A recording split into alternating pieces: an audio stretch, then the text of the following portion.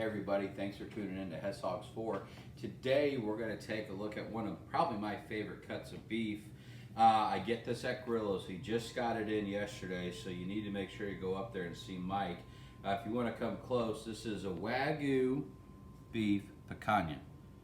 And this is wonderful. Now you can do it two ways. I've got a video where I did the whole picanha right and smoked it and sliced it that way.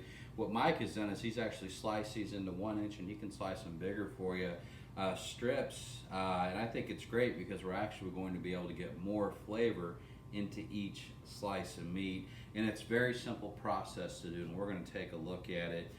Some people like to go simple salt and pepper, olive oil for the rub. I like to use, and I've used it one other time already, but it's from Meat Church. It's the Holy Gospel rub. And all I'm going to do is I'm going to season it. And I'm not going to season it too heavy, to be honest with you, because it doesn't need a lot of seasoning. This meat, the flavor of this meat is just, it's wonderful. You're going to notice that there's a decent sized fat cap on there. You want to leave that on there for two reasons. One, it will not all render out, but when we do our sear on these, it'll come in handy. I've got my recteq smoker sitting at 225 degrees using our smoke ring pellets. They do such a great job. I want to keep using them. And what we're going to do is we're going to give these probably maybe 10 minutes, just letting the rub sit on them. After it's set on there, we're going to take it out to the smoker at 225, put it on there. We're probably just going to leave them on there 45 minutes. This is something you want to pull at right at 120 degrees, because after we pull them, we'll start the sear. We will call this the reverse sear of the steaks, and that just brings it all together. And we'll actually do that over an open fire.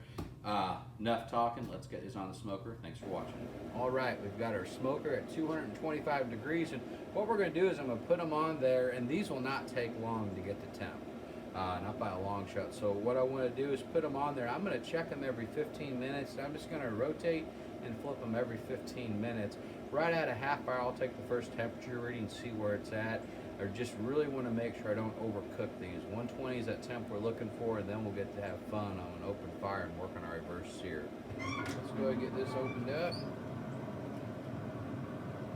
Again, just great looking. Just can't get over how great these cuts of beef look. We're going to put them on like so. Or close that up. Check them in 15 minutes. We'll rotate them from there. Thanks for watching, guys. Okay, we're right at 15 minutes. Let's open it up. Just turn them. So they're already coming along pretty nice. And what I said, we're just going to take and flip them like so. Close it back up. Check them again in 15 minutes. We'll look at our first temperature read and see how they're doing. Thanks for watching. Okay, so we're right at 30 minutes. We're going to open it up and just take a look and see how they're coming along. They're looking pretty good. Now I'm going to flip it again. We're going to get a reading, just see how we're temping. Right now, at 109 degrees on that one. And at 110 on that one. So they're coming right along. My best guess is it'll be another 15 minutes. It'll be right at the 120 mark. From there, we'll take them over there, put them on an open fire, work on that reverse sear. Thanks for watching. Okay, we've hit the 45-minute mark. So it's time to open this up, and we want to do just another reading to see where they're at, but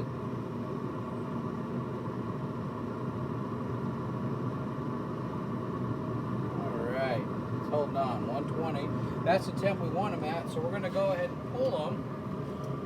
And after we pull them, we're going to give them just a minute. We're going to take them over to a fire I got going, and we're going to work on the reverse sear. If you happen to be wanting to do it inside your pellet smoker, you would take this temp probably to 450, and you would do the sear a couple minutes per side. But me, I still like that open fire take. So see you in a minute, guys. Okay, so what I've done here in my offset smoker is I've made a good old-fashioned fire. I've got my cast iron, call it a grill grate if you will, in there. I've sprayed this down with duck fat, so it's got some nice oil on there. And all we're going to do is we're going to take our steak like so. We're going to put it on like so. And we're just going to let it stay on there maybe 30 seconds max per side, just because the fire is really going on that. We'll turn it one time, look and see what the grates are like. We'll bring it inside. We'll let it rest for probably no more than 15 minutes, and it'll be time to eat. Thanks for watching, guys. Okay, everybody, now's the fun part. We've let these rest for right at 15 minutes, and just to recap, right? We went to Grillo's. We got some of this picanha. It happens to be Wagyu beef picanha.